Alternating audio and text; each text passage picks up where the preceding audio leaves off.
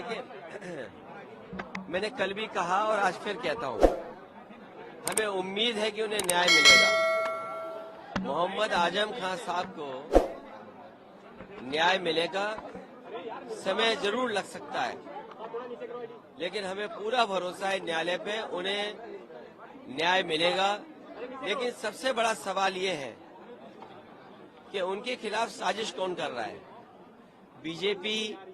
BJP के सहयोगी लोग, बीजेपी के समर्थक लोग। लेकिन राजनीति में अगर इस सीमा तक लोग चले जाएंगे और इस तरीके से साजिश करके, षड्यंत्र कर करके, और कभी कभी सोचने पे मजबूर होना पड़ता है कि उनके साथ अन्याय इसलिए हो रहा है कि उन्होंने यूनिवर्सिटी बनाई, एक शिक्षा देने की संस्था बनाई जिससे लोगों का भविष्य बेहतर हो।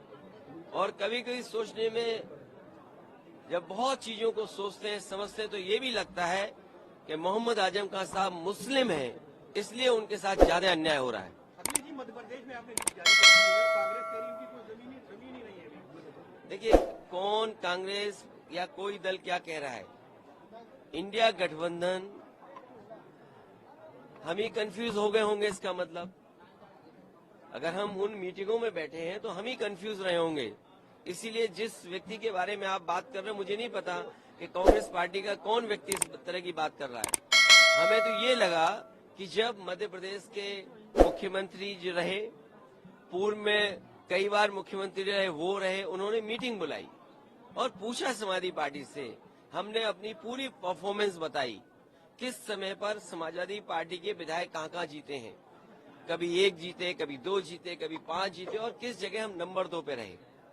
पूरी चर्चा हुई और रात भर 1 बजे तक समाजवादी पार्टी के नेताओं को जगाया उन्होंने और बातचीत की, पूरे आंकड़े देखे और आश्वासन दिया कि हम 6 सीटों पर विचार करेंगे। लेकिन जब रिजल्ट आया, घोषित की गई सीटें, तो समाजवादी पार्टी शून्य रही। अगर ये मुझे पहले दिन पता होता कि विधानसभा स्तर पर कोई गठबंधन नहीं है इंडिया का, तो हम उसमें कभी मिलने नहीं जाती हमारी पार्टी के लोग, न अपनी हम सूची देते कांग्रेस के लोगों को, न कांग्रेस के लोगों का फोन उठाते। लेकिन अगर उन्होंने ये बात कही है कि गठबंधन नहीं है, तो हम स्वीकार करते हैं गठबंधन नहीं है। और गठबंधन अगर केवल उत्तर प्रदेश में केंद्र के लिए होगा तो उस समय विचार किया जाएगा, और जैसा व्यवहार होगा समाजवादी पार्टी के साथ, वैसा ही व्यवहार उनको देखने को मिलेगा यहाँ पर। उन्होंने कहा कि हमने घोषी में समर्थन किया और ऐसा रहा। किस नेता के बारे में बात कर रहे हो? कौन नेता है? उनके प्रदेश अध्यक्ष कह रहे हैं। देखिए, प्रदेश अध्यक्ष की कोई हैसियत नहीं है। न वो पटना की मीटिंग में थे, न वो जाकर के मुंबई की मीटिंग में थे। इंडिया के बारे में क्या जानते हैं वो? गठबंधन के बारे में उनकी क्या हैसियत है जो बोल रहे हैं इस तरह की बात? इस उनसे पूछिए, रात को 1 बजे तक क्यों उनके मुख्यमंत्री कमलनाथ जी ने बैठाया? क्यों उनके पूर्व मुख्यमंत्री दिग्विजय सिंह जी ने बैठाया? वो क्या उनके मुख्यमंत्री नहीं है क्या उनके प्रदेश के? अगर वो मुख्यमंत्री नहीं थे तो इस तरह की भाषा नहीं बोलनी चाहिए उनको। और इसका मतलब ये हुआ कि आप दूसरे दलों को बेवकूफ बना रहे हैं आप बैठा करके। क्या ये बीजेपी से मिले हुए लोग हैं, ये कांग्रेस के लोग बीजेपी से मिले हुए लोग हैं। आगे की अभी क्या रणनीति? ये जो बीजेपी से मिले हुए, देखिए, अगर मुझे पता होता कि गठबंधन प्रदेश स्तर पे नहीं है तो मैं समाजवादी पार्टी के नेताओं को दिग्विजय सिंह जी के पास नहीं भेजता।